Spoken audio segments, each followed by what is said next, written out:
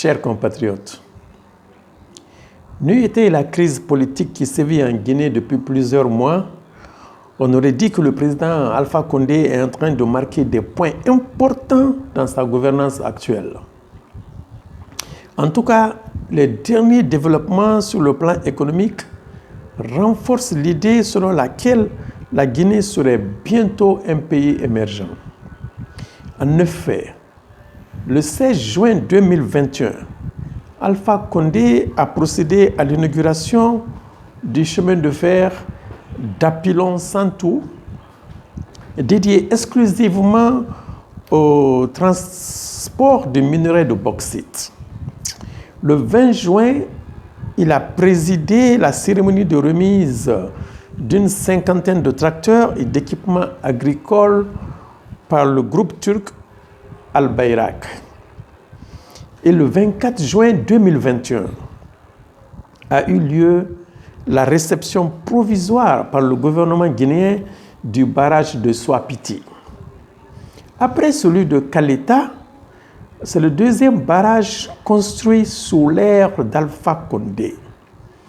Sa construction a démarré en avril 2016 et a été effectuée par la China International Water and Electric Corporation, CWE, une filiale du groupe chinois Three Gorges Corporation, CTG, deuxième constructeur de barrages au monde et entreprise entièrement détenue par Pékin.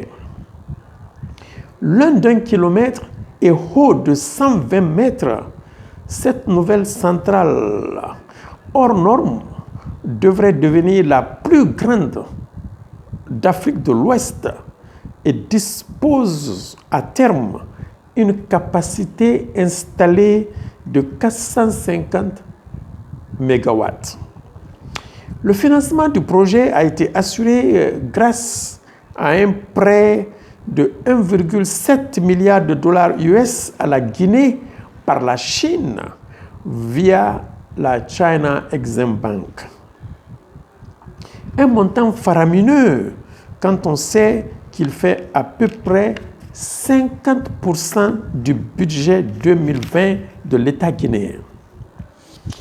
Mais il faut dire que c'est une dette que notre État était prêt à contracter pour résoudre le problème de l'électrification du pays.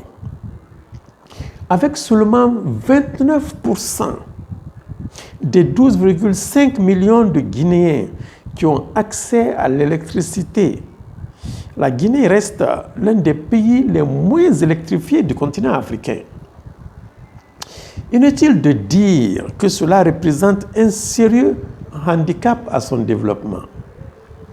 Le colonisateur français l'avait d'ailleurs compris très tôt, car depuis les années 1950, la construction d'un barrage géant sur le fleuve Concouré, comme celui de Soapiti, avait été prévue pour alimenter les besoins d'énergie des usines de transformation de la bauxite en alumine et éventuellement en aluminium. Mais les conditions dans lesquelles la Guinée a accédé à l'indépendance ont mis fin à ces projets. C'est pourquoi d'ailleurs, de nombreux spécialistes s'accordent à dire que ces nombreux projets de barrages hydroélectriques que la Guinée envisage en ce moment auraient dû être réalisés durant les premières années de l'indépendance. Depuis l'avènement de la Deuxième République, le pays cherche à combler son retard dans ce domaine. La construction du complexe de Garafiri a eu lieu en 1999 sous le régime du général Lansana Conté. Et comme on l'a vu, depuis qu'Alpha Condé est au pouvoir, Kaleta a été construit en 2015 et maintenant Soapiti qui vient d'être remis provisoirement en 2021. Ce qui donne 3 barrages sur le Concouré, qui prend sa source dans le massif de Fouta Djallon et traverse quelques 300 km pour se jeter dans l'Atlantique. Un quatrième barrage est prévu sur le même concours. Il s'agit de la centrale d'Amaria, dont les opérations de terrassement ont déjà commencé. En partenariat avec l'OMVS, l'Organisation pour la mise en valeur du fleuve Sénégal, un cinquième barrage hydroélectrique, celui de Koukotamba, sera construit dans la vallée du fleuve Bafing, un affluent du fleuve Sénégal qui prend sa source dans la préfecture de Tougué. Comme on le voit donc, avec la réception provisoire de Soapiti, le président guinéen Alpha Condé est presque au bout de ses peines. Il pourra facilement compléter les 2 ouvrages hydroélectriques restants s'il continue à s'éterniser au pouvoir. De quoi être fier, surtout s'il peut se targuer d'être celui qui a assuré le décollage économique de la Guinée en sortant le pays de son insuffisance électrique. Aucun sacrifice n'est donc assez lourd et aucune dette assez élevée pour atteindre cet objectif. Et les officiels guinéens à qui on demande pourquoi le pays s'endette tant pour construire des barrages vous répondent invariablement: mais nous n'avons pas le choix. Le secteur énergétique est vital pour nous, car nous avons l'obligation de développer une industrie de transformation. La question qu'il faille se poser maintenant est bien pourquoi la Chine accepte-t-elle d'octroyer ses prêts aussi élevés à des pays si économiquement fragiles? C'est parce que tout ceci s'inscrit dans le cadre du projet One Belt Road, également surnommé Nouvelle route de la soie, voulu par l'État chinois pour sécuriser ses approvisionnements en matières premières à travers le monde et plus particulièrement sur le continent africain. La construction du barrage de Soapiti est vue côté chinois comme un projet phare de cette initiative Ceinture et Route prônée par le gouvernement chinois. Selon un article de Citizen Post, la Guinée représente pour la Chine un pays stratégique de premier ordre. Étant premier consommateur et producteur d'aluminium, l'empire du milieu se montre particulièrement gourmand en bauxite, minerai essentiel à la réalisation du précieux métal, dont la Guinée possède les 3e plus grosses réserves mondiales. Les auteurs de l'article indiquent plus loin que les entreprises chinoises établies en Guinée misent désormais sur la réalisation d'une chaîne de production intégrée de la bauxite à l'aluminium. Un enjeu qui, selon eux, a poussé la Chine à investir dans la réalisation de nouveaux barrages sur le fleuve Concouré afin de pallier les carences structurelles du pays. Tout ceci est bien beau et prometteur. Mais de notre point de vue, le plus important est de savoir combien de foyers guinéens auront accès à l'électricité et l'impact environnemental et humain de la construction de tous ces barrages. En somme, quelles sont les retombées économiques pour la population? Le constat a été fait que les 2 premiers barrages construits n'ont pas empêché les 29% des Guinéens ayant accès à l'électricité de composer avec les coupures incessantes qui sévissent même en ville.